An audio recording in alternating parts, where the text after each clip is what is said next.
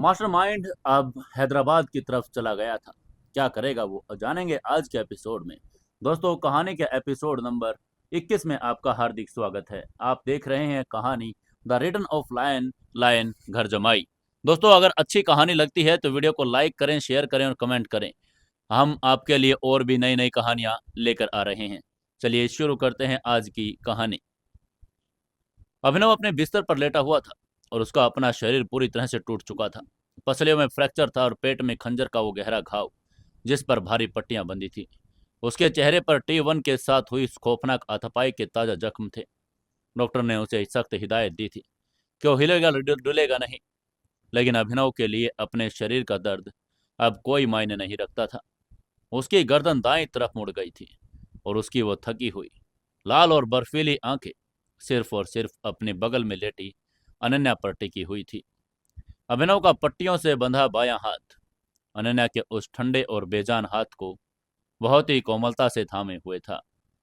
अभिनव अपने मन ही मन बहुत ही गहरे और जज्बाती ख्यालों में अपनी पत्नी से बात कर रहा था। उसने अनन्या से कहा, तुम्हें लड़ना होगा अनन्या। मैंने इस दुनिया के हर एक शैतान को हरा सकता हूँ, लेकिन अगर तुम आंख नहीं खोलोगी तो मेरी भी कोई जीत दुनिया की सबसे बड़ी हार बन जाएगी। वापस आ जाओ मेरी जान।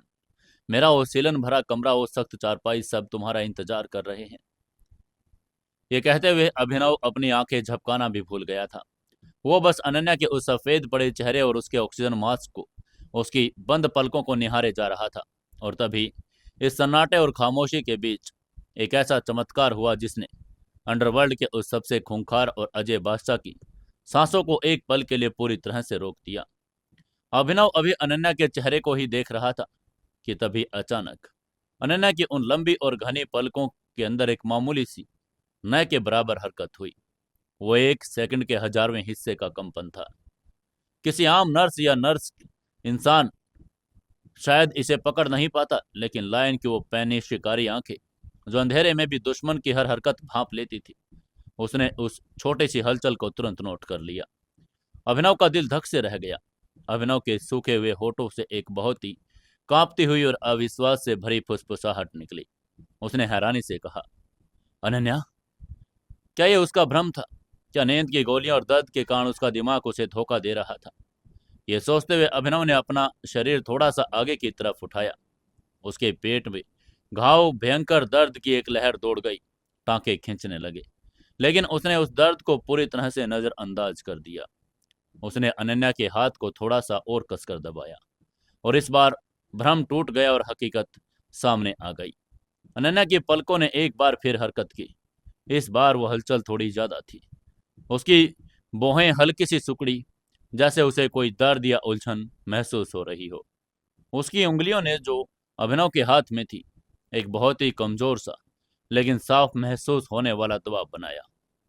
अभिनव के अंदर का वो इंसान जो 10 सालों से सिर्फ खौफ और मौत के साए में जी रहा था, आज वो एक आम बेबस और खुशी से पागल हुआ पति की तरह चीख पड़ा। उसने चिल्लाकर कहा, डॉक्टर। उसने तुरंत अपने दाएं हाथ को बिस्तर के किनारे लटकाई गई उस इमरजेंसी कॉलिंग रिंग की तरफ उठाया। अभिनव की उंगलियां कांप रही थी। उसने पागलों की तरह उस लाल बटन को दबाना शुरू कर दिया। तभी बीप बीप बीप बाहर नर्सिंग स्टेशन पर जोर जोर से अलार्म बजने लगे। लेकिन अभिनव की नजरें उस लाल बटन से हटकर वापस अनन्या के चेहरे पर आ गई। वह भी उस बटन को पागलों की तरह दबा ही रहा था। कितने में वो पल आ गया जिसका इंतजार दिल्ली की जमीन से लेकर आसमान तक कर रहा था। अनन्या की वो भारी पलकें जो कोमा के गहरे अंधेरे में डूबी हुई थी, वो धीरे धीरे एक बहुत ही गहरी और थकी हुई कश्मकश के साथ पूरी तरह खुल गई। हॉस्पिटल की वो सफेद छत, ट्यूबलाइट्स की रोशनी अनन्या की आंखों में चुभी। उसने अपनी आंखें कुछ सेकंड के लिए सिकुड़ी और फिर उन्हें दोबारा खोल लिया। मशीनों की बीप की आवाज अचानक तेज और नियमित हो गई। ऑक्सीजन मास्क के अंदर अनन्या की सांसें अब गहरी होने लगी थी। उसकी वो खूबसूरत लेकिन इस वक्त थकी हुई और धुंधली आंखों ने धीरे धीरे अपने आसपास के माहौल को स्कैन करना शुरू कर दिया। उसे कुछ समझ नहीं आ रहा था कि वो कहाँ है। उसके दाहिने कंधे पर जहां गोली लगी थी, उसमें उठने वाला वो भयंकर सुइयां चुभने वाला दर्द उसे हकीकत में वापस खींच कर ला रहा था। और फिर उसकी नजरें दाईं तरफ घूमी, सीधे जाकर उन लाल आंसुओं से भरी और दीवानगी से चमकती हुई आंख से टकरा गई जो दुनिया में सबसे ज्यादा उसे प्यार करती थी। यह अभिनव था। जैसे ही अनन्या ने अभिनव के चेहरे को देखा, उसकी आंखों में जो उलझन थी वो एक असीम सुकून में बदल गई। उसने देखा कि अभिनव के चेहरे पर पट्टियां हैं, उसके होठ सूजे हुए हैं, लेकिन उसकी आंखों में जो खुशी है वो दुनिया के सारे दर्दों को मिटा सकती है। अभिनव के गालों पर आंसुओं की एक मोटी सी धार बह निकली। दुनिया का वो खौफनाक लायन जिसे किसी की मौत या तड़प पर रहम नहीं आता था, वो आज अपनी पत्नी को होश में देखकर एक छोटे बच्चे की तरह फूट फूट कर रोने लगा। अभिनव ने अपने कांपते हुए हाथों से अनन्या के चेहरे को छूकर कहा, तुम वापस आ गई। तुमने मुझे डरा दिया था अनन्या, तुमने मेरी जान निकाल दी थी। उसके आंसू अनन्या के गाल पर गिर रहे थे। तभी आगे से अनन्या ने ऑक्सीजन मास्क के अंदर से कुछ बोलने की कोशिश की, लेकिन उसके गले में सिर्फ एक दबी हुई आवाज निकली। उसने अभिनव के हाथ को अपनी कमजोर उंगलियों को सहलाने की कोशिश की। उसकी आंखों से भी आंसू छलक पड़े और उसने बालों में समा गए। अनन्या की आंखें बिना कुछ बोले सब कुछ कह रही थी। उसने आंखों ही आंखों में अभिनव से कहा, मैं मैं ठीक हूँ। इधर अभिनव और अनन्या एक दूसरे की आंखों में दुनिया का सबसे खूबसूरत और जज्बाती मिलन जी रहे थे। और उधर आईसीयू के बाहर अभिनव के उस लगातार इमरजेंसी बेल दबाने के बाहर कॉरिडोर में एक भयंकर हलचल मच गई थी। बाहर बैठे फरहान खान और विक्रम अपनी कुर्सियों से ऐसे उछले जैसे कोई बम फट गया हो। फरहान ने हड़बड़ा कर कहा, क्या हुआ? बेल क्यों बज रही है? मुकेश गुप्ता और अनिका भी पागलों की तरह उस कांच के कैबिन की तरफ दौड़े। उसी समय कॉरिडोर के दूसरे सिरे से डॉक्टर सान्या और चीफ सर्जन अपनी मेडिकल टीम के साथ भागते हुए आईसीयू की तरफ आ रहे थे। डॉक्टर सान्या ने चिल्लाकर कहा, हटो, रास्ता दो। वो सब एक आईसीयू के उस भारी कांच के दरवाजे के पास पहुंचे। जब बाहर खड़े मुकेश गुप्ता, विक्रम, फरहान और अनिका ने कांच के पार का नजारा देखा तो उनके पैरों तले से जमीन खिसक गई। अंदर अभिनव अपने बिस्तर पर आधा बैठा हुआ था। उसने अनन्या का हाथ पकड़ा हुआ था और अनन्या वो कोमा से बाहर आ चुकी थी। उसकी आंखें खुली थी, वो अभिनव को देख रही थी। ये देखते ही फरहान खान ने अपने दोनों हाथ आसमान की तरफ उठा दिया और वो फूट फूट कर रोकर दुआ करने लगा, या खुदा, हमारे शेर की शेरनी वापस आ गई, हमारी शेरनी जिंदा है।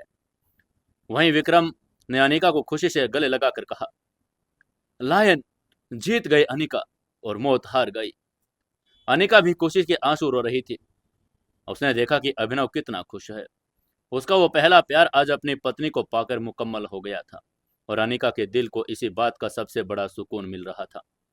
वहीं Mukesh Gupta the white collar wizard ने अपना चश्मा उतारकर अपने आंसू पोंछकर कहा, निहारिका भाभी के आशीर्वाद ने आज इन दोनों बच्चों को बचा लिया। तभी आईसीयू के ऑटोमेटिक दरवाजे खुले और डॉक्टर सान्या अपने टीम के साथ अंदर दाखिल हुई। डॉक्टर्स ने तुरंत अभिनव को थोड़ा पीछे हटने को कहा ताकि वो अनन्या का चेकअप कर सके। तभी एक नर्स ने घबराकर अभिनव को संभाल कर कहा, अभिनव सर, प्लीज आप लेट जाइए, आपके टांके खुल जाएंगे। लेकिन अभिनव की नजरें अनन्या से एक सेकंड के लिए भी नहीं हट रही थी। तभी डॉक्टर सान्या ने तुरंत अनन्या की आंखों पर एक छोटी सी फ्लैश लाइट मारकर उसकी पुतलियों का रिएक्शन चेक किया। उन्होंने मॉनिटर्स पर धड़कन, ब्लड प्रेशर और ऑक्सीजन का लेवल देखा। अनन्या की आंखें रोशनी के प्रति बिल्कुल सही रिएक्ट कर रही थी।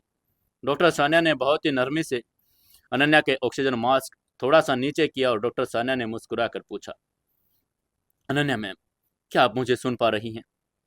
आगे से अनन्या ने बहुत ही कमजोर लेकिन स्पष्ट आवाज में अपने सूखे होठ को हिलाकर कहा, हाँ। इसके बाद डॉक्टर सान्या ने आगे पूछा, क्या आपको दर्द हो रहा है? अनन्या ने हल्की सिसकी लेकर कहा, इधर कंधे कंधे में। डॉक्टर सान्या उनकी बात सुनकर आंखों में खुशी के आंसू आ गए। उन्होंने पलटकर अभिनव की तरफ देखा जो सांसें रोककर इस पूरी मेडिकल प्रक्रिया को देख रहा था। वहीं डॉक्टर सान्या के चेहरे पर एक ऐसी मुस्कान थी जो किसी फरिश्ते से कम नहीं लग रही थी। उसने मुस्कुराकर कहा, अभिनव सर, चमत्कार हो गया, कोमा टूट चुका है, इनके दिमाग में कोई परमानेंट डैमेज नहीं हुआ, ये पूरी तरह से होश में हैं और खतरे से बाहर हैं। उसकी ये बात सुनते ही अभिनव ने अपना सिर तकिए पर पटक लिया और उसकी आंखों से एक बार फिर आंसुओं का सैलाब बह निकला। उसने अपने दोनों हाथ जोड़ लिए। बाहर खड़े फरहान और विक्रम ने यह खुशखबरी सुनते ही एक दूसरे को हवा में उठा लिया। पूरे वीआईपी फ्लोर पर एक ऐसी खुशी की लहर दौड़ गई जो किसी बहुत बड़ी जंग जीतने से भी ज्यादा हसीन थी। तभी डॉक्टर सान्या ने अनन्या का ऑक्सीजन मास्क वापस लगा दिया और पेन किलर्स की डोज थोड़ी सी बढ़ा दी ताकि उसे दर्द ना हो। इसके बाद डॉक्टर सान्या ने अभिनव से कहा, इन्हें अभी आराम करने दीजिए सर, इनका शरीर अभी बहुत कमजोर है, लेकिन अब घबराने की कोई बात नहीं, ये आराम करेंगी तो जल्दी ही रिकवरी हो जाएगी। इसके बाद डॉक्टर्स की टीम एक एक करके बाहर चली गई। कमरे में अब फिर से वो दोनों अकेले थे। बाहर कांच के पार फरहान, विक्रम, मुकेश, अनिका खड़े थे, लेकिन वो अंदर नहीं आए थे ताकि पति पत्नी को कुछ पल अकेले मिल जाए। अभिनव फिर से थोड़ा सा अनन्या की तरफ खिसका। उसने अपना हाथ बढ़ाकर अनन्या के माथे पर आए बालों को थोड़ा प्यार से पीछे किया।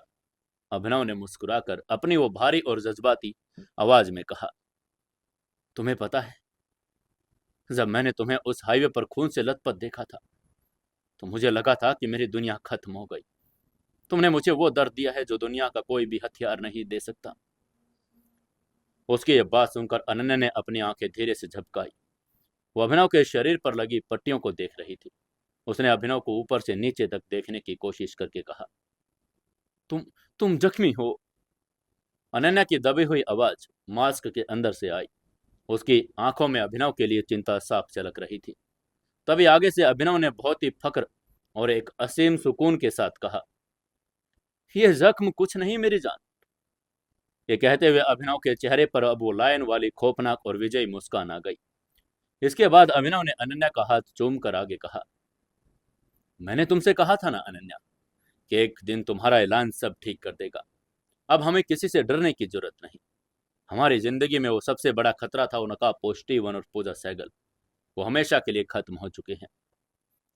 उसकी ये बात सुनकर अनन्या की आंखें थोड़ी चौड़ी हो गई। तभी अभिनव ने गहरी और चैन की सांस लेकर और कॉन्फिडेंस के साथ कहा, हाँ, मैंने उस स्टीवन को अपने इन्हीं हाथों से मार दिया। मैंने उसे इसी हॉस्पिटल के कॉरिडोर में खत्म कर दिया।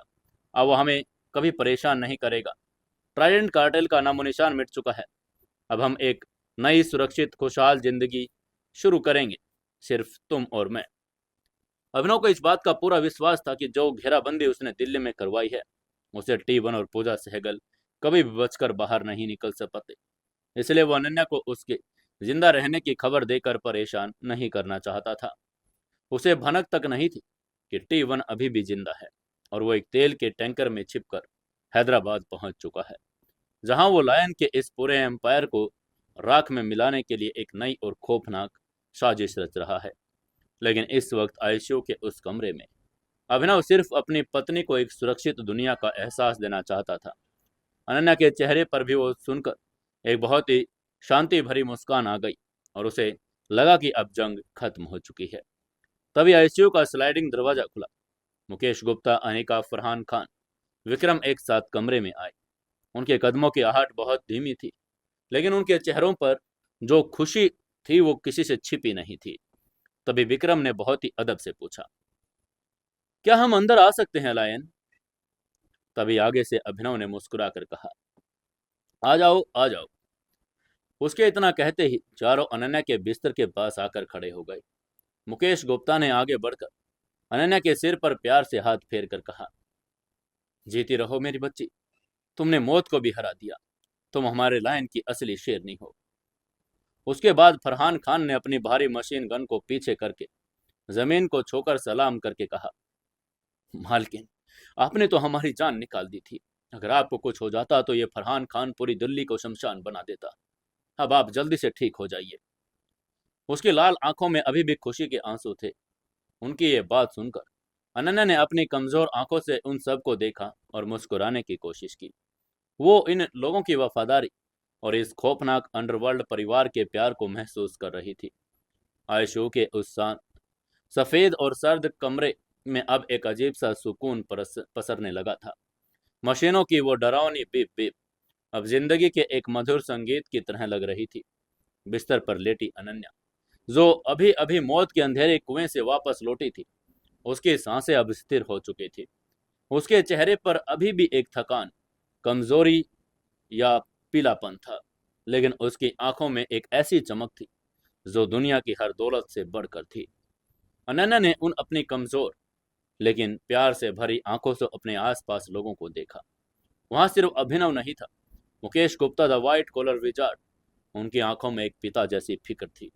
वहां फरहान खान द बिस्ट, जो अपनी खौफनाक मशीन गन और दरिंदे जैसी शक्ल के बावजूद अनन्या के सामने छिर सुखाए खुशी के आंसू रो रहा था। वहां विक्रम था, जिसका पूरा शरीर जख्म और पट्टियों से भरा हुआ था, लेकिन उसके चेहरे पर अपनी भाभी को जिंदा देखने का असीम सुकून था। वहां अनिका भी थी, जिसकी सूजी हुई आंखें गवाही दे रही थी कि उसने 48 घंटों में पलक तक नहीं झपकाई है। अनन्या के होठों पर ऑक्सीजन मास्क के अंदर ही एक बहुत ही मीठी और सुकून भरी मुस्कान तैर गई। अनन्या ने मन ही मन सोचा, ये कोई गुंडे और माफिया नहीं, ये मेरे अभिनव का परिवार है। ये लोग हैं जिन्होंने मुश्किल वक्त में मेरे पति को संभाला है। इनकी वफादारी किसी खौफ की मोहताज नहीं, बल्कि प्यार और इज्जत की डोर से बंधी है। अनन्या को अब इस खौफनाक अंडरवर्ल्ड परिवार से डर नहीं लग रहा था।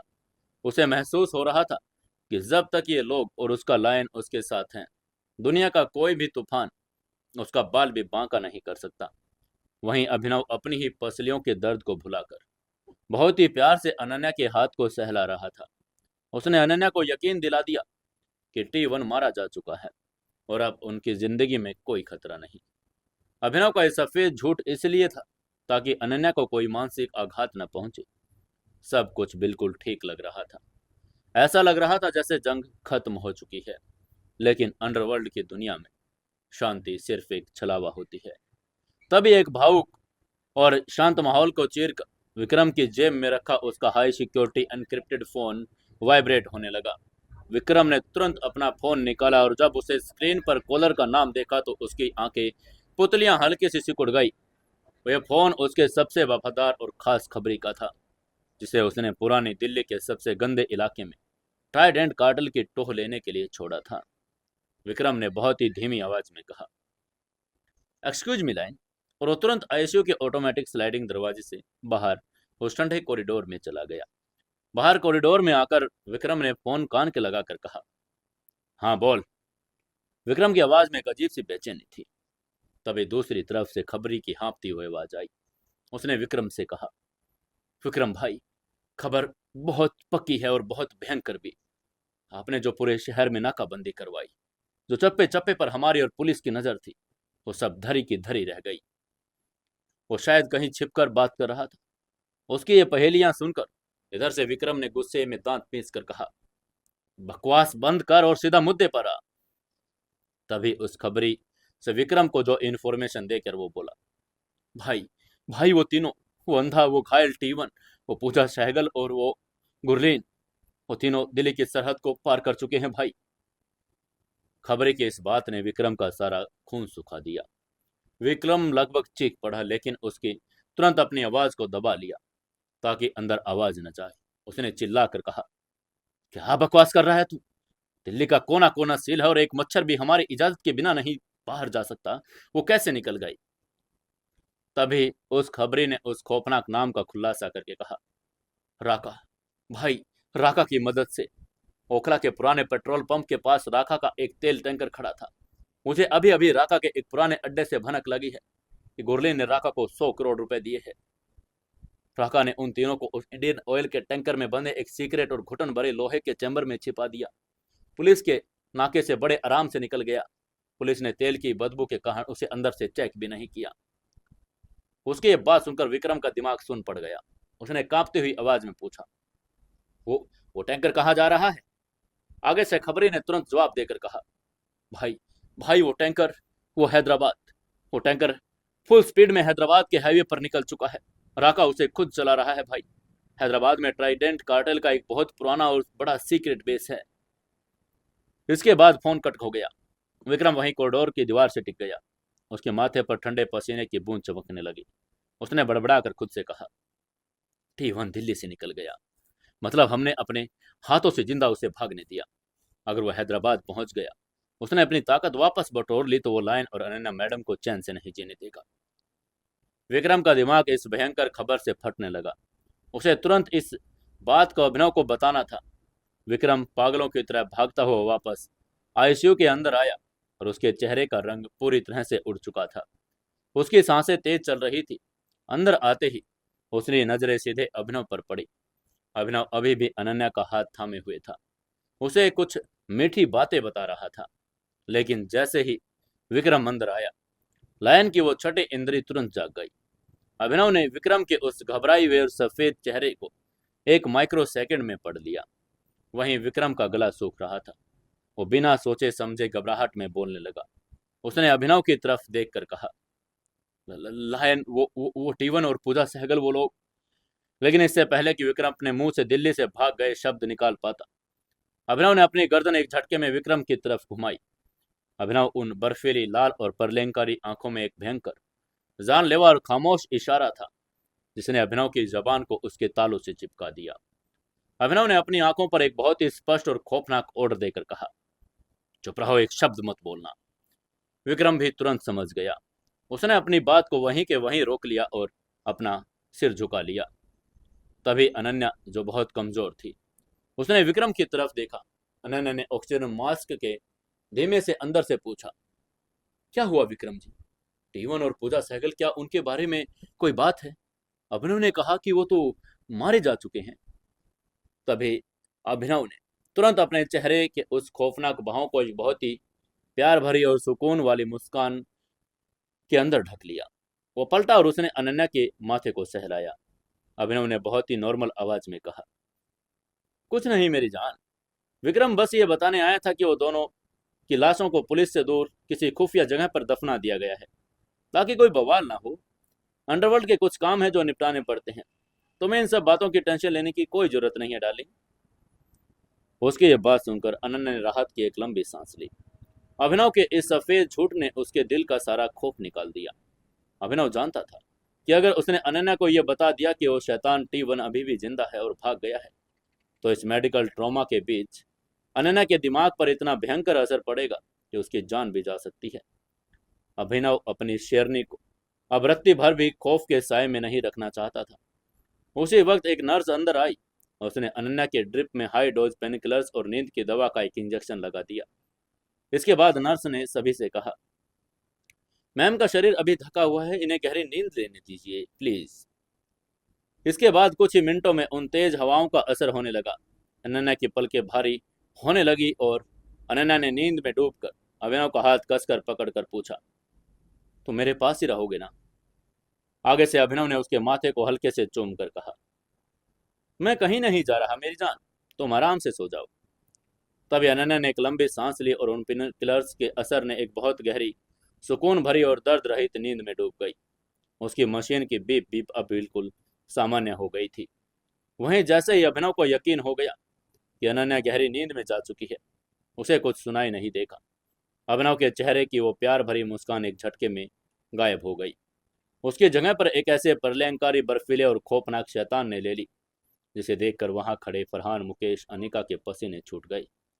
अभिनव ने अनन्या का हाथ बहुत ही कोमलता से उसके बिस्तर पर रखा और फिर उसने अपने खुद के शरीर पर लगे उन तार, ईसीजी पंप्स और ड्रिप सुई को देखा। बिना कोई परवाह किए अभिनव ने अपने हाथ से वो ड्रिप की सुई जोर से खींच कर निकाल दी। उसके हाथ से खून की एक धार बह निकली, लेकिन उसने उसे नजरअंदाज कर दिया। तभी अनिका ने घबराकर चीख कर कहा, अभिनव तुम ये क्या कर रहे हो? तुम्हें उठना नहीं है, तुम्हारी पसलियां टूटी है, तुम्हारे पेट में खंजर के टाके हैं। तभी मुकेश गुप्ता ने आगे कहा, लायन बेटा प्लीज आराम कीजिए। लेकिन अभिनव ने अपना हाथ उठाकर सबको रोक दिया। उसने बहुत ही भयंकर दर्द के बीच अपने दांतों को कसकर खींचा और उसने अपने भारी और टूटे हुए शरीर को उस हॉस्पिटल के बिस्तर से उठाया। जब उसने अपने पैर जमीन पर रखे तो उसके पेट के घाव से एक भयंकर टीस उठी। टांकों में खिंचाव महसूस हुआ। सफेद पट्टियों के ऊपर खून का एक हल्का सा धब्बा उभरने लगा। अभिनव के माथे पर पसीने की बूंद चमक उठी। उसका शरीर कांप रहा था, लेकिन उस स्नान के अंदर वो लायन शरीर के हर एक दर्द से बहुत बड़ा था। वो लड़खड़ाते हुए लेकिन एक असीम ठसक और गुरूर के साथ खड़क हुआ। उसने अपनी हॉस्पिटल की वो ढीली शर्ट पहनी। अभिनव ने विक्रम की तरफ देखकर एक खुरदरी और खतरनाक आवाज में कहा, बाहर चलो, यहां आवाज नहीं होनी चाहिए। अभिनव अपने पसलियों पर हाथ रखकर धीरे धीरे चलकर आईसीयू के उस स्लाइडिंग दरवाजे की तरफ बढ़ता जा रहा था। विक्रम, फरहान, मुकेश गुप्ता, अनिका चारों अपने सिर झुकाए अपराधी की तरह उसके पीछे पीछे बाहर आए। कॉरिडोर में आते ही अभिनव एक दीवार के सहारे टिक कर खड़ा हो गया ताकि वो अपने शरीर का वजन संभाल सके। उसने अपनी लाल जलती हुई आंखें विक्रम पर टिका दी। उसने विक्रम को घूर कर कहा, अब बोलो, अंदर क्या बताने आए थे तुम? क्या खबर थी? अभिनव की आवाज में एक ऐसा जहर था जो नसों को फाड़ दे। वहीं विक्रम के हाथ कांप रहे थे। उसने हिम्मत जुटाकर वो सच बयां करने के लिए जमीन को घूर कर कहा, लायन, हमें माफ कर दीजिए। मेरा खबरी अभी अभी लाइन पर था। वो T1 पूजा, सहगल, गुरलीन, वो तीनों दिल्ली की नाकाबंदी तोड़कर बाहर निकल चुके हैं। उसकी ये बात सुनते ही फरहान खान ने पागलों की तरह चीख कर कहा, क्या ये कैसे हो सकता है? हमने पूरी दिल्ली के चारों तरफ पुलिस और अपने गुंडों की एक लोहे की दीवार खड़ी कर दी थी। वो कोई मच्छर थोड़ी है जो उड़कर निकल जाए। ये कहते हुए उसने गुस्से में अपनी बंदूक दीवार पर दे मारी। तभी अनेका ने भी अपने मुंह पर हाथ रखकर कहा, असंभव, मैंने दिल्ली पर एक सीसीटीवी कैमरे पर हैक किया था। उसकी गाड़ी किसी भी बॉर्डर पर नहीं दिखी। वहीं मुकेश गुप्ता का चेहरा पीला पड़ गया। दूसरी तरफ अभिनव ने अपनी आंखें बंद कर ली। उसके पेट का दर्द अब बढ़ रहा था, लेकिन उसके दिमाग में एक भयंकर कैलकुलेशन चल रही थी। अभिनव ने बहुत ही ठंडे लेकिन जाल लेवे लहजे में विक्रम से पूछा, वो कैसे निकले? तो विक्रम ने उस गद्दार स्मगलर का नाम बताकर कहा, राका। घुरली ने दिल्ली के उस पुराने तस्कर राका को 100 करोड़ रुपए दिए। राका ने ओखला के पेट्रोल पंप से एक बहुत बड़ा इंडियन ऑयल का तेल का टैंकर उठाया। उस टैंकर के अंदर पेट्रोल की गैस के बीच एक सीक्रेट लोहे का चैम्बर बना हुआ है। राका ने उन तीनों को उसी दम घोटू बदबूदार चैम्बर के अंदर बंद किया और पुलिस के नाकों से तेल का टैंकर बताकर हराम से निकल गया। पुलिस ने गैस की बदबू के कारण अंदर झांक कर नहीं देखा। उसकी यह बात सुनते ही अभिनव की आंखें एक झटके में खुल गई। उसके होठों पर एक बहुत ही खौफनाक शैतानी मुस्कान आ गई। उसने मुस्कुरा कर कहा, तेल का टैंकर, ट्राइडेंट कार्टेल का वो बादशाह, वो T1 जो दुनिया को अपनी उंगलियों पर नचाता था, आज वो एक कीड़े की तरह वो पेट्रोल की बदबू में एक लोहे के डिब्बे में छिपकर भाग रहा है। ये हार उसके गुरूर को और उसकी मौत को भी ज्यादा देर दर्द दे रही होगी। तो मुकेश गुप्ता ने चिंता में पूछा, लेकिन वो जा कहां रहे हैं? विक्रम ने तुरंत जवाब देकर कहा, हैदराबाद। टैंकर अपनी फुल स्पीड से हैदराबाद के हाईवे पर निकल चुका है। राका उसे खुद चला रहा है। उसकी यह बात सुनकर अभिनव ने तुरंत शहर का नाम दोहरा कर कहा, हैदराबाद। तभी अनेका ने तुरंत अपने टैबलेट पर डेटा चेक करके कहा, हैदराबाद में ट्राइडेंट कार्टेल का बहुत बड़ा और पुराना नेक्सस है। वहां उनका एक ब्लैक साइट है जहां हाई टेक मेडिकल फैसिलिटीज में मौजूद है। T1 को सर्जरी की जरूरत है। उसकी आंख फूट गई है, हड्डियां टूटी है और वो अपनी जान बचाने और ताकत वापस बटोरने जा रहा है। अनिका की यह बात सुनते ही फरहान खान ने खौफ के साथ कहा, अगर वो हैदराबाद पहुंच गया लाए तो वो वहां से एक पूरी नई आर्मी तैयार करेगा और फिर वो पलटवार करेगा। हम उसे वहां पहुंचने नहीं दे सकते। उसकी यह बात सुनते ही आगे से अभिनव ने अपनी पसलियों से हाथ हटाकर कहा, और वो पहुंचेंगे भी नहीं। उसकी आवाज में अब लायन की वो दहाड़ फिर से आ गई थी। उसके बाद अभिनव ने हुक्म देकर कहा, विक्रम। विक्रम ने तुरंत रिएक्ट करके कहा, जी लायन। अभिनव ने उसको ऑर्डर देकर कहा, मुझे वो राका चाहिए। उस कुत्ते ने लायन के शिकार को अपनी गाड़ी में पनाह देने की हिम्मत की। वो टैंकर अभी हाईवे पर होगा। मुझे राके का फोन नंबर और उसकी गाड़ी की ट्रैकिंग सिग्नल सब कुछ हैक कर दो। मैं चाहता हूं कि वो टैंकर हैदराबाद के उस सुरक्षित ब्लैक साइड तक पहुंचने से पहले हमारे कब्जे में हो। अभिनव का यह ऑर्डर किसी काल के फरमान जैसा था। तब विक्रम ने अपना फोन निकाल कर कहा, मैं अभी अपने डार्क वेब के लड़कों को लगाता हूं। अभिनव ने अनिका की तरफ देखकर कहा, अनिका, तुम सैटेलाइट इमेजरी का इस्तेमाल करो। दिल्ली से हैदराबाद जाने वाले हर नेशनल हाईवे को स्कैन करो। वो इंडियन ऑयल का टैंकर हमें हर हाल में ढूंढना है। उसके ये बात सुनकर आगे से अनिका ने तुरंत जवाब देकर कहा, मैं अभी करती हूं अभिनव। अनिका ने तुरंत अपने लैपटॉप पर बैठी और उंगलियां चलाने लगी। तब अभिनव ने उस खूंखार दरिंदे की तरफ देखकर कहा, और अब फरहान, सबसे बेहतरीन लड़ाकों की एक हिट स्क्वाड तैयार करो। हथियार, गाड़ियां सब रेडी रखो और जैसे ही उस टैंकर की लोकेशन मिले तुम लोग हाईवे पर उसका शिकार करोगे। अभिनव के इन ऑर्डर्स ने उस कॉरिडोर में फिर से एक जंग का माहौल पैदा कर दिया। इधर दिल्ली के उस हॉस्पिटल में मौत का चक्रव्यूह चल रहा था और उधर दिल्ली से सैकड़ों किलोमीटर दूर नेशनल हाईवे 44 पर वो पीला तेल का टैंकर पूरी स्पीड से हैदराबाद की तरफ भाग रहा था। बाहर से देखने पर यह सिर्फ एक आम पेट्रोल टैंकर लग रहा था, लेकिन इसके अंदर की दुनिया किसी नर्क से कम नहीं थी। दे टैंकर के उस सीक्रेट लोहे के चैम्बर के अंदर गुप्त अंधेरा था। हवा इतनी कम थी कि सांस लेना भी एक सजा लग रहा था। नीचे बने डीजल और पेट्रोल की वो भयंकर जहरीली दम घोटू गैस चैम्बर के अंदर भरी हुई थी। उस लोहे के ताबूत में पूजा, सहगल, गुरलीन और घायल T1 चूहों की तरह बैठे हुए थे। दोपहर की चिलचिलाती धूप ने टैंकर के लोहे को ओवन की तरह गर्म कर दिया। अंदर का तापमान 45 डिग्री के पार कर चुका था। पूजा सहगल पसीने से लथपथ थी। उसका महंगा गाउन अब शरीर से चिपक रहा था और वो बार बार खांस रही थी, उल्टियां कर रही थी। पूजा ने रोकर अपना गला फाड़ कर कहा, मैं मैं मर जाऊंगी, मुझे सांस नहीं आ रही। इस पेट्रोल की बदबू से मेरा सिर फट रहा है। गुरलीन, इस राका को बोल की गाड़ी रोके और मुझे थोड़ी हवा चाहिए। आगे से गुरलीन ने खुद हाँप कर कहा, मैम प्लीज शांत हो जाइए। अगर उसने गाड़ी रोकी और पुलिस ने हमें देख लिया तो लायन हमें जिंदा नहीं छोड़ेगा। हम ये बर्दाश्त करना होगा। लेकिन इन दोनों औरतों के हालात से कहीं ज्यादा विभत्स हालात उस ट्राइडेंट कार्टेल के बादशाह T1 की थी। T1 उस अंधेरे कोने में लोहे की दीवार से टिका हुआ पड़ा था। उसके शरीर का हर एक हिस्सा टूट चुका था। उसका दाएं हाथ जो अभिनव ने तोड़ा था वो झूल रहा था। हर एक झटके के साथ उसमें एक असहनीय दर्द उठ रहा था। उसकी पसलियां टूटी हुई थी, लेकिन सबसे ज्यादा दर्द उसे अपनी उस फूटी हुई दाहिनी आंख में हो रहा था। अभिनव ने उसकी आंख फोड़ दी थी। वहां सिर्फ खून का एक गहरा गड्ढा था, जिसमें अब इस गर्मी और पेट्रोल की गैस की वजह से भयंकर जलन हो रही थी। T1 को ऐसा लग रहा था जैसे किसी ने उसकी आंख में तेजाब डाल दिया हो। T1 के मुंह से दर्द के खुरदरी और जानवरों जैसी कराह निकली। आह, वो अंधा हो चुका था। उसे उस गुप्त अंधेरे में कुछ दिखाई नहीं दे रहा था, लेकिन उसके दिमाग में बार बार अभिनव का वो खून से सना हुआ चेहरा, वो फौलादी मुक्के याद आ रहे थे। दुनिया का वो मास्टरमाइंड जो महलों में रहता था, जिसके पास प्राइवेट जेट थे, आज वो एक पेट्रोल के बदबूदार डिब्बे में पसीने और खून से सना हुआ तड़प रहा था। T1 ने अपने बचे हुए सही हाथ की मुट्ठी को जमीन पर इतनी जोर से मारा कि खून निकल गया। उसे गुस्सा और झुंझलाकर उसने कहा, लायन, तूने मेरी आंख छीनी है। तूने मुझे घुटन दी। मैं कसम खाता हूं कि हैदराबाद पहुंचने दे। मैं एक ऐसी फौज तैयार करूंगा जो पूरी दिल्ली की एक कब्रिस्तान में बदल देगी। मैं तेरी उस बीवी को इसी तरह एक टैंकर में बंद करके जिंदा जलाऊंगा। T1 का घमंड टूट चुका था, लेकिन उसका पागलपन और प्रतिशोध अब एक नए खौफनाक लेवल पर पहुंच चुका था। वहीं टैंकर के ड्राइवर कैबिन में बैठा राका बॉलीवुड के पुराने गाने सुनता हुआ आराम से गाड़ी चला रहा था। उसे ठीक पीछे बैठे उन अरबपतियों से घुटन से कोई मतलब नहीं था। उसे अपने सिर्फ 100 करोड़ रुपए से प्यार था। राका ने एक ढाबे के पास गाड़ी को धीमा किया। राका ने अपने आप में मुस्कुरा कर कहा, बस 4 घंटे और, 4 घंटे में हैदराबाद का बॉर्डर आ जाएगा। फिर ये शैतान मेरे सिर से उतरेंगे और मैं अपनी ऐश की जिंदगी जीऊंगा। लेकिन राका को इस बात का बिल्कुल अंदाजा नहीं था कि वो जिस खौफनाक आग को लेकर भाग रहा है, उस आग को बुझाने के लिए लायन का प्रलयंकारी तूफान उसके करीब करीब पहुंच चुका है।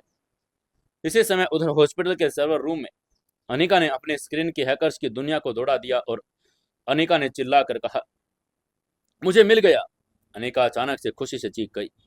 अभिनव, विक्रम और फरहान तुरंत अपने स्क्रीन के पास आए। अभिनव ने अपनी पसलियों का दर्द भूलकर पूछा, क्या मिला अनिका? इसके बाद अनिका ने स्क्रीन पर एक वीडियो प्ले करके कहा, मैंने दिल्ली के सारे टोल प्लाजा के सीसीटीवी फुटेज को येलो इंडियन ऑयल टैंकर के फिल्टर से स्कैन किया। ये देखो, सुबह 5 बजे फरीदाबाद बॉर्डर से एक इंडियन ऑयल का टैंकर पास हुआ। इसकी नंबर प्लेट नकली है और ये मैंने इसके ड्राइवर की शक्ल को फेशियल रिकॉग्निशन से स्कैन किया। ये वही स्मगलर राका है। तब विक्रम ने आगे पूछा, इसकी अभी की लोकेशन क्या है? आगे से अनिका ने एक लाल ब्लिंक डॉट का मैप दिखाकर कहा, यह टैंकर अभी नेशनल हाईवे 44 पर है। ये लोग नागपुर क्रॉस कर चुके हैं और ये अपनी फुल स्पीड पर हैं। अभिनव, ये लोग अगले 4 घंटे में हैदराबाद के मेन बॉर्डर में दाखिल हो जाएंगे। अगर वो हैदराबाद के ट्राइडेंट साइट में घुस गए तो उन पर हमला करना नामुमकिन हो जाएगा। उसकी यह बात सुनकर अभिनव ने सिर हिलाकर कहा, 4 घंटे? अभिनव की आंखों में एक खौफनाक कैलकुलेशन शुरू हो गई। तभी फरहान ने हताश होकर कहा, हम बाय रोड उन्हें नहीं पकड़ सकते छोटे मालिक। हम यहाँ से किसी भी तेज गाड़ी चला ले, हम 4 घंटे में वहां नहीं पहुंच सकते। उसकी ये बात सुनकर अभिनव के होठों पर एक शैतानी और बर्फीली मुस्कान आ गई। उसने मुस्कुरा कर कहा, शेर जब शिकार के पीछे भागता नहीं फरहान, वो शिकार को रास्ते में जाकर खड़ा हो जाता है। ये कहते हुए अभिनव ने अनिका की तरफ देखकर उसको ऑर्डर देकर कहा, अनिका, राका का फोन नंबर हैक करो, उसे मुझसे बात करनी है। अभिनव का यह ऑर्डर सुनकर सब हैरान रह गए। अनिका ने चौंक कर पूछा, तुम राका से बात करोगे? तभी अभिनव ने मुस्कुराकर सिर हिलाकर कहा, हाँ, वो टैंकर चला रहा है, वो घबराएगा, मैं उसके दिमाग से खेलूंगा। अभिनव की आंखों में साक्षात मौत का सन्नाटा था। अनिका ने तुरंत राका का नंबर निकाला, उसे एनक्रिप्टेड लाइन से डायल किया ताकि राका कॉलर आईडी न देख पाए और फोन की घंटी बजी। तभी उधर हाईवे पर 100 की स्पीड से भाग रहे उस तेल के टैंकर के कैबिन में राका का फोन जोर जोर से बजने लगा। राका ने गाना बंद किया, फोन उठाया। स्क्रीन पर अननोन नंबर फ्लैश हो रहा था। राका ने फोन उठाकर भारी आवाज में कहा, हेलो। दूसरी तरफ से कोई जवाब नहीं आया, सिर्फ एक बहुत ही खौफनाक, ठंडी और भारी सांसों की आवाज आ रही थी। तभी राका ने गुंडे वाले लहजे में डांट कर कहा, कौन बोल रहा है बे? तभी दूसरी तरफ से आवाज आई, तूने अपने टैंकर में जिस कूड़े को भर रखा है राका। फोन के दूसरी तरफ से जो आवाज आई थी वो इतनी सर्द, इतनी भारी और प्रलयंकारी थी कि राका के हाथ से स्टीयरिंग व्हील एक पल के लिए डगमगा गया। राका का खून बर्फ की तरह जम गया और इस आवाज को पहचानता था। अंडरवर्ल्ड का हर आदमी इस आवाज को कांपता था। राका के मुंह से हकलाकर एक नाम निकला। उसने कांप कर कहा, लायन। उसके माथे पर पसीने की बूंदें चमक आई। तभी दूसरी तरफ से अभिनव ने फोन पर अपनी मौत की गूंज जारी रखकर कहा, 100 करोड़ रुपए। गुरली ने तुझे 100 करोड़ रुपए दी हैं और मुझे धोखा देने के लिए। तूने सोचा कि तू मुझे बेवकूफ बनाकर दिल्ली से बाहर निकल जाएगा। तब इधर से राका ने झूठ बोलने की कोशिश करके कहा, भाई, मुझे नहीं पता कि आप क्या कह रहे हो, मैं तो बस तेल की डिलीवरी। लेकिन उसकी आवाज उसका साथ छोड़ रही थी। उसकी यह बात सुनकर आगे से अभिनव ने गगन भेदी दहाड़ मारकर कहा, बकवास बंद कर राका। मैं जानता हूं कि T1 और पूजा सहगल तेरे उसी टैंकर के पीछे उस घुटन भरे लोहे के चैम्बर में चूहों की तरह बैठे हैं। तो इस वक्त नेशनल हाईवे 44 पर है। तू नागपुर क्रॉस कर चुका है। तेरी स्पीड 105 प्रति किलोमीटर की घंटा की रफ्तार से चल रही है। उसकी ये बात सुनकर राका का कान सुन हो गया। राका की आंखें फटी रह गई और पागलों की तरह अपने शीशे में देखने लगा। उसे लगा कि लायन उसके बिल्कुल ठीक पीछे चल रहा है। उसने कांप कर कहा, आप आप मुझे ट्रैक कर रहे हैं। राका का पूरा शरीर थर थर कांपने लगा। तभी अभिनव ने चिल्ला कर कहा, मैं तुझे सिर्फ ट्रैक नहीं कर रहा राका, मैं तेरा कॉल लिख रहा हूं। तेरे पास हैदराबाद पहुंचने के लिए 4 घंटे हैं। लेकिन यकीन मान राका, तू हैदराबाद का बॉर्डर जिंदा पार नहीं कर पाएगा। मैंने तेरे रास्ते में मौत बिछा दी है। अभिनव की आवाज में एक ऐसा जहर था जो राका के दिल को चीर रहा था। उसकी यह बात सुनकर राका ने चिल्ला कर कहा, लायन भाई, मुझे माफ कर दो। मुझे नहीं पता था कि लोग आपके दुश्मन हैं। मुझे तो बस पैसे मिले थे। राका अब गिड़गिड़ाने लगा था। तभी अभिनव ने चिल्ला कर कहा, मैं तुझे एक आखिरी मौका दे रहा हूं। गाड़ी रोक, उस टैंकर का ढक्कन खोल और उन तीनों को वहीं सड़क पर गोली मार दे। अगर तूने ऐसा किया तो मैं तुझे जिंदा छोड़ दूंगा। उसकी ये बात सुनकर राका का दिमाग फटने लगा। अगर वो गाड़ी रोकता और तीनों को मारता तो ट्राइडेंट कार्टेल के बचे हुए लोग उसे जिंदा नहीं छोड़ते, और अगर वो हैदराबाद की तरफ बढ़ता तो लायन उसे रास्ते में भून देगा।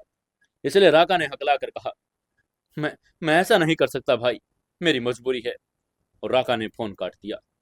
उसने फोन को खिड़की के बाहर फेंक दिया। राका पागलों की तरह हाँफने लगा। उसने टैंकर का एक्सीलेटर और जोर से दबाकर कहा, मुझे अब बस हैदराबाद पहुंचना है, बस हैदराबाद। टैंकर अब एक 20 किलोमीटर की रफ्तार से हाईवे पर दौड़ने लगा। इधर हॉस्पिटल के सर्वर रूम में अभिनव ने फोन मेज पर रख दिया। उसने ठंडे स्वर में कहा, उसने गाड़ी नहीं रोकी, वो हैदराबाद की तरफ भाग रहा है। तो विक्रम ने घबरा कर पूछा, तो अब हम क्या करेंगे छोटे मालिक? हमारे पास सिर्फ 4 घंटे, हम वहां नहीं पहुंच सकते। अभिनव के होठों पर एक बहुत ही रहस्यमयी और मास्टरमाइंड वाली मुस्कान आ गई। उसने मुकेश गुप्ता की तरफ देखकर कहा, हम नहीं पहुंच सकते विक्रम, लेकिन हमारा प्राइवेट जेट पहुंच सकता है। उसकी बात सुनकर मुकेश गुप्ता की आंखों में चमक आ गई। उन्होंने तुरंत जवाब देकर कहा, बिल्कुल, हमारा चार्टर्ड प्लान दिल्ली एयरपोर्ट पर तैयार है। तभी अभिनव ने अपनी रणनीति का खुलासा करके कहा, मुकेश अंकल, आप और फरहान और विक्रम अपने सबसे बेहतरीन 10 लड़कों के साथ जेट में बैठेंगे। जेट आपको सिर्फ 1.5 घंटे में हैदराबाद के शमशाबाद एयरपोर्ट पर उतार देगा। और आगे से फरहान ने अपनी मशीन गन लोड करके पूछा, और वहां से? तभी अभिनव ने आगे कहा, वहाँ हैदराबाद में हमारा पुनः अंडरवर्ल्ड कॉन्ट्रैक्ट नवाब हमारा इंतजार कर रहा होगा। वो तुम्हें हथियारों से भरी गाड़ियां देगा। तुम लोग हैदराबाद बॉर्डर पर पहुंचोगे और राका के उस टैंकर के वहां पहुंचने से 1 घंटे पहले। अभिनव की आंखें प्रलयंकारी हो उठी थी। उसने आगे कहा, राका और T1 सोच रहे हैं कि वो हैदराबाद पहुंचकर सुरक्षित हो जाएंगे। उन्हें नहीं पता कि हैदराबाद के बॉर्डर पर लायन की फौज उनका इंतजार कर रही होगी। जैसे वो तेल का टैंकर वहां पहुंचे, फरहान उस पूरे टैंकर को RPG से उड़ा देना। मुझे T1 और पूजा सहगल की जली हुई हड्डियां चाहिए। तो ये फरहान खान और विक्रम ने एक साथ दहाड़ कर कहा, हम आग लगा देंगे छोटे मालिक, वो टैंकर हैदराबाद की जमीन पर कदम नहीं रख पाएगा। आगे से अभिनव ने ऑर्डर देकर कहा, अब जल्दी निकलो, तुम्हारे पास वक्त बहुत कम है। मुकेश गुप्ता, फरहान और विक्रम तुरंत उस सर्वर रूम से भागे और अपनी गाड़ियों की तरफ दौड़ पड़े। लायन की मौत की फौज अब हवा से रास्ते में हैदराबाद की तरफ उड़ने वाली थी। अभिनव अकेला वहीं खड़ा रहा। उसने अपनी पसलियों को पकड़ा और एक गहरी सांस ली। वो जानता था कि ये आखिरी दांव है। अगर T1 इस बार बच निकला तो वो एक ऐसा तूफान लाएगा जो पूरे कपूर खानदान को तबाह कर देगा। अभिनव मुड़ा और धीरे धीरे चलकर ICU की तरफ आया। कांच के उस पार अनन्या अभी भी शांत और गहरी नींद में सो रही थी। अभिनव ने उस ठंडे कांच में अपना हाथ रखकर एक बहुत ही दर्द भरी लेकिन फौलादी आवाज में कहा, बस 4 घंटे, 4 घंटे और मेरी जान इस दुनिया से और T1 का नामो निशान मिट जाएगा और फिर मैं सच में तुम्हारे पास वापस आ जाऊंगा हमेशा के लिए। दिल्ली का वो सुबह का वो भयंकर खूनी दोपहर की तरफ बढ़ रहा था। हाईवे पर अब लायन के सेनापति T1 के उस लोहे के ताबूत के बीच एक ऐसा महासंग्राम होने वाला था जो अंडरवर्ल्ड के इतिहास का सबसे बड़ा धमाका साबित होने वाला था। दोपहर की भयंकर झुलसा देने वाली धूप नेशनल हाईवे 44 के डामर को पिघला रही थी। हाईवे पर सन्नाटा था, सिर्फ ट्रक और तेज रफ्तार गाड़ियों के गुजरने की आवाज आ रही थी। इन्हीं गाड़ियों के बीच पीले रंग का विशाल इंडियन ऑयल का टैंकर अपनी पूरी रफ्तार से हैदराबाद की तरफ भाग रहा था। बाहर से देखने पर यह एक साधारण टैंकर था, लेकिन इसके पेट में एक ऐसा नर्क बसा हुआ था जिसकी कल्पना कोई आम इंसान नहीं कर सकता था। टैंकर के निचले हिस्से में बने उस गुप्त लोहे के चैम्बर के अंदर का तापमान 50 डिग्री सेल्सियस के पार जा चुका था। लोहे की दीवारें ओवन की तरह तप रही थी। अंदर कोई रोशनी नहीं थी, सिर्फ एक खौफनाक और दम घोटू अंधेरा था। पेट्रोल और डीजल की वो भयंकर जहरीली गैस हवा में इस कदर घुल गई थी कि हर एक सांस फेफड़े में तेजाब की तरह उतर रही थी। पूजा सहगल जमीन पर उस तपते हुए लोहे पर पड़ी थी और उसका महंगा गाउन पसीने और तेल की कालिक से पूरी तरह सन गया था। वो पागलों की तरह खांस रही थी, उल्टियां कर रही थी। पूजा सहगल ने कहा, मैं मर जाऊंगी गुरलीन, मेरा दिमाग फट रहा है, मुझे सांस नहीं आ रही। इस राका को बोल की गाड़ी रोक और मुझे बाहर निकाल। गुरलीन खुद बेदम हो चुकी थी। उसके होठ सूखकर पपड़ी बन चुके थे। उसने पूजा को फिर भी संभाल कर कहा, मैम प्लीज हिम्मत रखिए, हम दिल्ली से बहुत दूर आ चुके हैं। कुछ ही घंटों में हम हैदराबाद पहुंच जाएंगे। अगर हम बाहर निकले तो लायन के आदमी हमें जिंदा जमीन में गाड़ देंगे और हमें ये बर्दाश्त करना ही होगा। लेकिन इन दो औरतों के बीच ट्राइडेंट कार्टेल के उस नकाबपोश मास्टरमाइंड T1 की हालत बड़ी भयंकर थी।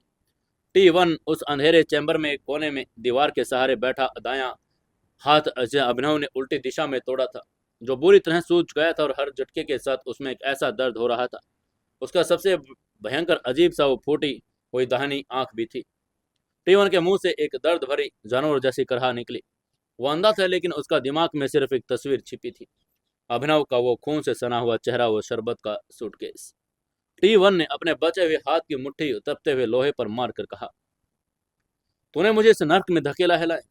मैं हैदराबाद पहुंचते एक ऐसी फौज तैयार करूंगा जो हॉस्पिटल को और तेरी उस बीवी को, तेरे उस पूरे वजूद को राख कर देगी। मैं तुझे इसी तरह एक डिब्बे में बंद करके जलाऊंगा। लेकिन राका भी एक लालची कुत्ता था। राका ने अपने शातिर दिमाग में सोचा, अगर मैंने गाड़ी रोकी तो T1 मुझे जिंदा नहीं छोड़ेगा और उसने मार दिया तो 100 करोड़ रुपए कभी नहीं मिलेंगे। लायन मेरा क्या बिगाड़ देगा। वो गाड़ी 100 स्पीड पर भगा रहा था। लायन दिल्ली में है, ट्राइडेंट कार्टेल के आदमी अगर मैं हैदराबाद पहुंच जाऊंगा तो मुझे बचा भी लेंगे। इसी लालच और कॉन्फिडेंस के चलते राका ने T1 और पूजा सहगल को यह नहीं बताया कि लायन उन्हें ट्रैक कर रहा है। उनसे पीछे बैठे उन शैतानों ने को इस खुशफहमी में ही रखा कि पुलिस और अंडरवर्ल्ड की नज़रों से बचकर वो निकल चुके हैं। राका की जिंदगी की सबसे बड़ी और आखिरी भूल साबित होने वाली थी। इधर वो पीला टैंकर हैदराबाद की तरफ रेंग रहा था और उधर आसमान का सीना चीर कर लायन का प्राइवेट जेट हैदराबाद के शमशाबाद इंटरनेशनल एयरपोर्ट पर लैंड कर चुका था। जेट के दरवाजे खुले और अंदर से साक्षात परले बाहर निकली। फरहान खान, विक्रम और मुकेश गुप्ता, उनके साथ दिल्ली के दब से खूंखार और हथियारों से लैस लायन के अपने लिए जान देने वाले कमांडोज। एयरपोर्ट के वीआईपी एग्जिट पर बाहर हैदराबाद के लोकल माफिया नवाब के आदमी उनका इंतजार कर रहे थे। नवाब अभिनव के पिता विराज गुप्ता का पुराना वफादार था। नवाब के आदमी ने सिर झुकाकर कहा, सलाम मुकेश भाई, गाड़ियां और हथियार तैयार है। फरहान खान ने काली टोयोटा फॉर्च्यूनर की डिग्गी खोली। अंदर military guard, assault rifles, C4 explosive, sniper guns और एक भारी RPG लॉन्चर रखा हुआ था। फरहान के लागल आंखें सुर्ख थी। उसे याद था कि कैसे T1 ने हाईवे पर उसे लड़कों को जिंदा डला दिया था। फरहान ने RPG लॉन्चर को अपने कंधे पर उठाकर कहा, आज कोई रहम नहीं होगा विक्रम। जैसे ही वो तेल के टैंकर दिखे, मैं उसे सीधा नर्क में भेज दूंगा। मुझे पूजा सहगल और उस अंधे T1 की जली हुई हड्डियां चाहिए। मुकेश गुप्ता ने अपनी पिस्तौल लोड करके कहा, अनिका की क्या रिपोर्ट है? विक्रम ने अपने सैटेलाइट फोन पर देखकर कहा, छोटे मालिक ने राका का फोन हैक करवा रखा है। टैंकर हैदराबाद के आउटर हाईवे पर 30 किलोमीटर दूर है। वो हमारे बिछाए हुए जाल की तरफ ही आ रहा है। तो विक्रम ने दहाड़ कर कहा, चलिए आज लायन का इंसाफ हैदराबाद की जमीन पर ही होगा। 3 काली फॉर्च्यूनर गाड़ियां दौड़ने लगी और हैदराबाद के बाहरी इलाके में टोल प्लाजा से लगभग 10 किलोमीटर पहले एक बहुत ही सुनसान और पथरीला इलाका आता था। यहाँ सड़क के दोनों तरफ ऊंची ऊंची सूखी झाड़ियां और लाल मिट्टी के टीले थे।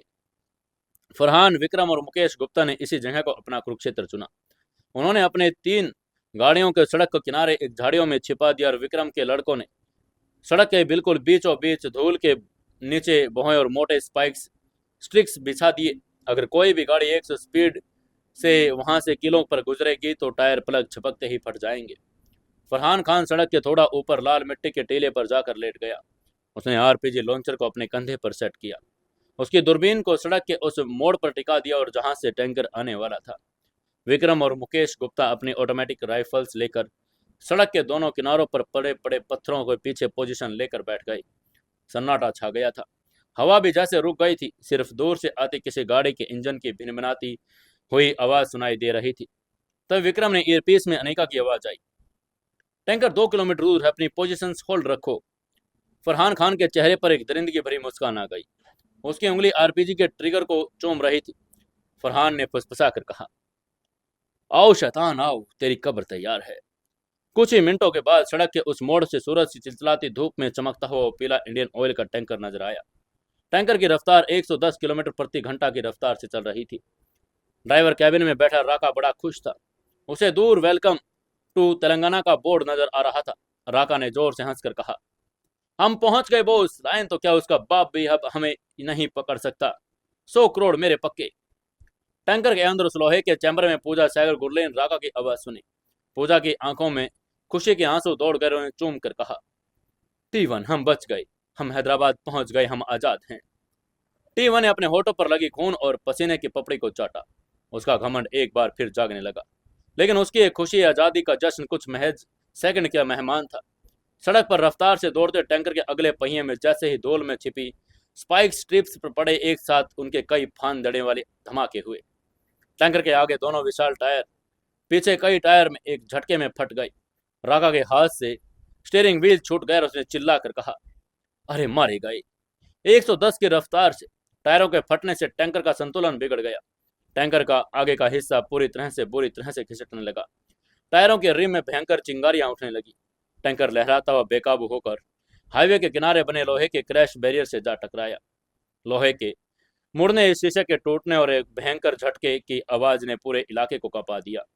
टैंकर एक जोरदार झटके के साथ सड़क के किनारे पलटते पलटते बचा और एक चट्टान से टकरा कर रुक चुका था। ड्राइवर कैबिन के अंदर राका का जोर से सिर स्टीयरिंग व्हील्स पर लगा और उसका माथा फट गया। वो खून से लथपथ होकर स्टीयरिंग पर गिर पड़ा। लेकिन इस टक्कर का सबसे भयंकर असर उस गुप्त लोहे के चैम्बर में हुआ। अचानक इस क्रैश की वजह से अंदर बैठे पूजा, गुरलीन और T1 जोर से लोहे की दीवारों से टकराए। पूजा सहगल का सिर लोहे से टकरा और उसकी चीख निकल गई। T1 का जो हाथ टूटा हुआ था वो जोर से जमीन पर लगा और उसकी दर्द पूरी ऐसी दौड़ी कि आंखें फटने को हो गई। तभी पूजा सहगल ने पागलों की तरह उस लोहे के दीवार पर चीख कर कहा, क्या हुआ है? उन्हें लगा कि कोई शायद एक्सीडेंट हुआ है, लेकिन अगले ही पल उनके कानों में आवाज पड़ी जिसे उनके रूह को कपा दिया। बाहर से अंधाधुंध ऑटोमेटिक राइफल्स की गोलियों की बौछार होना शुरू हो गया। गोलियां टैंकर के ड्राइवर कैबिन और पिछले हिस्से के मोटे लोहे पर बारिश कर रही थी। T1 की रोबोटिक आवाज उस अंधेरे चैम्बर में एक खौफनाक की तरह गूंज गई। उसने कहा, हमला, ये एक्सीडेंट नहीं पूजा, ये एम्ब्यूश है, हमें घेर लिया गया है। पूजा सहगल ने रोकर चीख कर कहा, कौन? यहाँ हमें कौन घेर सकता है? राका ने कहा कि हम सुरक्षित हैं। तभी बाहर से गगनभेदी दहाड़ आई जिसने अंदर बैठे उन तीनों को खून को जमा दिया। किसी ने चिल्लाकर कहा, बाहर निकल T1, तेरा बाप दिल्ली से तेरा काल बनकर आया है। द बीस्ट फरहान खान की आवाज थी, जिसको सुनकर पूजा सहगल के पैरों तले की जमीन खिसक गई। उसने कांप कर कहा, फरहान, लायन के आदमी, वो यहाँ हैदराबाद कैसे पहुंच गए? ये तो नामुमकिन था। T1 शातिर दिमाग उस पहेली को समझ गया। T1 ने अपने दांत पीसकर दर्द कराकर गद्दारी उस कुत्ते राका की गद्दारी को दी। लायन उसे ट्रैक कर रहा था और राका ने यह बात हमसे छिपाई ताकि उसे पैसे मिल जाए। लायन ने हवा में रास्ते में अपनी फौज भेज दी और उसने हमारे ही भ्रम में हमें फंसा दिया। उसकी यह बात सुनकर पूजा सहगल पागलों की तरह रोने लगी। उसने सिसक कर कहा, हम मारे गए T1, हम एक लोहे के डिब्बे में कैद हैं। बाहर गोलियों की बारिश हो रही और वो टैंकर को उड़ा देंगे।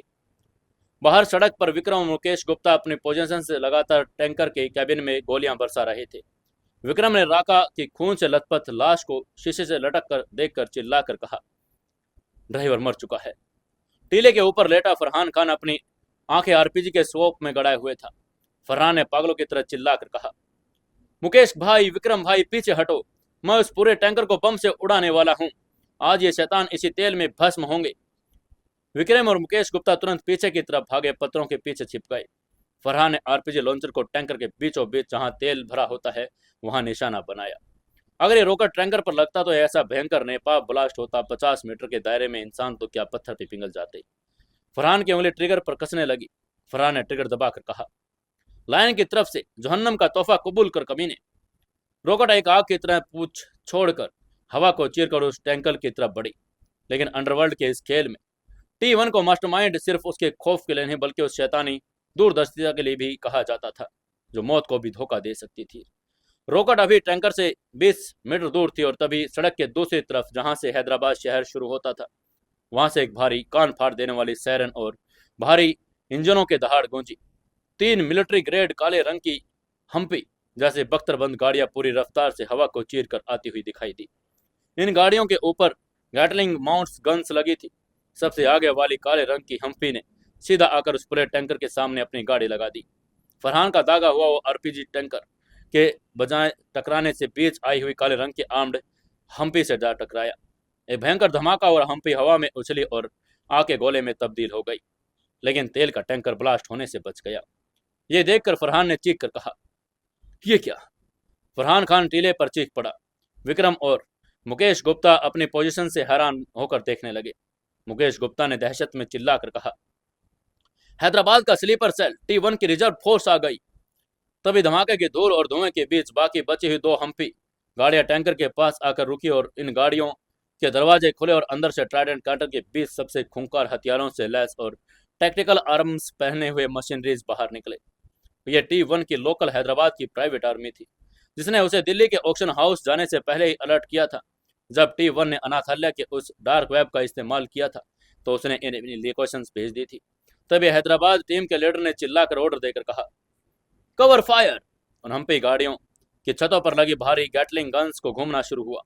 एक सेकंड में 50 गोलियां उगलने वाली मशीन गन ने फरहान, विक्रम, मुकेश गुप्ता और की पोजीशंस पर भारी बारिश कर दी। तब विक्रम ने चिल्लाकर कहा, कवर लो, छिप जाओ। विक्रम चीख कर बड़े बड़े पत्थर के पीछे दुबक गया।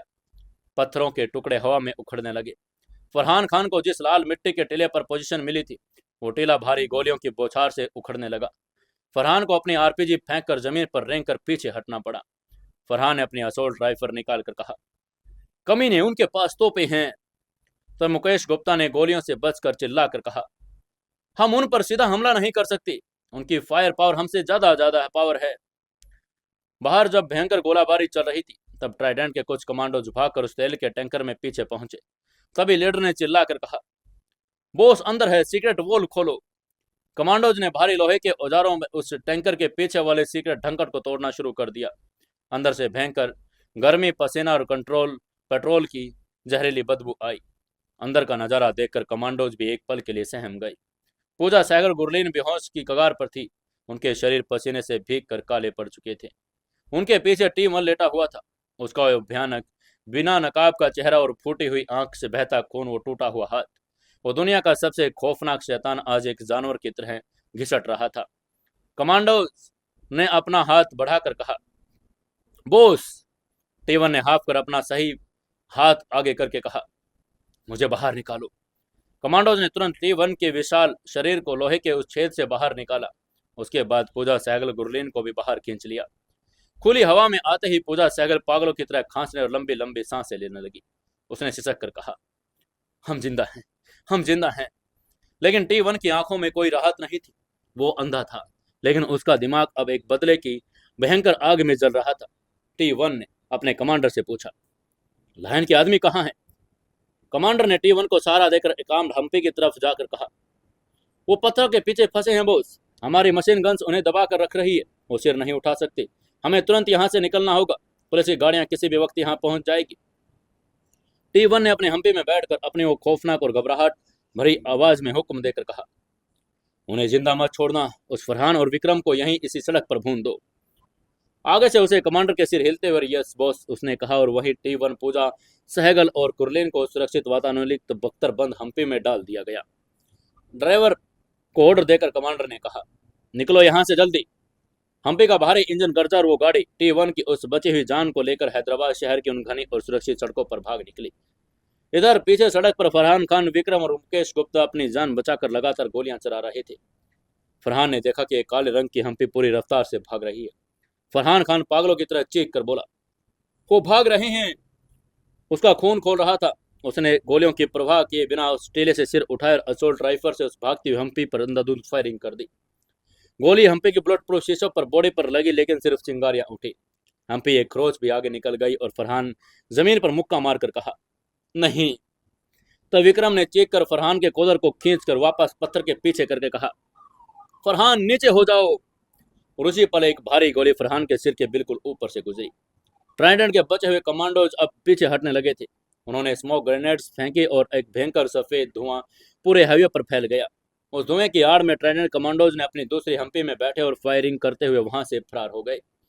तभी धुआं छटा। तब तक हाईवे पर सिर्फ दुर्घटनाग्रस्त पीला तेल का टैंकर, जलती हुई एक हम्पी का मलबा और काले कारतूस बिखरे पड़े थे। फरहान खान, विक्रम और मुकेश गुप्ता अपने पत्थरों के पीछे से बाहर निकले। चारों तरफ एक मनहूस सन्नाटा छा गया। फरहान पागलों की तरह भागकर उस पीले टैंकर के पास गया और उसने उस लोहे के खुले हुए वॉल के अंदर झांका।